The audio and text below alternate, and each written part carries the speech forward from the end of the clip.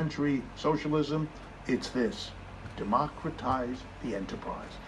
End this process where there's a handful of people who make the decision. In most American corporations, and corporations are the bulk of the business in modern capitalism, a tiny group of what are called major shareholders, the people who have big blocks of shares, they select who the board of directors is.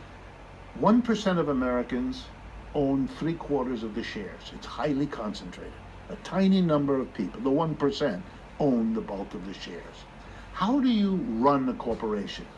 At the top is something called a board of directors, usually 15 to 20 people.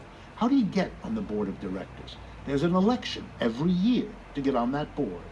And the way the election works is, if you own a share of stock in the company, you get 1 vote.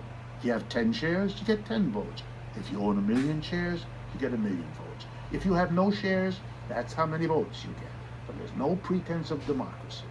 So if a handful of people own the bulk of the shares, they control everything. They select the 15 or 20 people on the board of directors. The board of directors decides what the company produces, how the company does it, where the company is located, and what's done with the profits. Everybody helps produce the profits. The employees have to live with the decision, but have no influence on it. It is the opposite of democracy. And if you don't have democracy at the workplace, you can never have it real in politics either, because those at the top will buy the political system, something which we see in the United States so starkly every day that everyone knows. If workers took over a factory that had a worker co-op,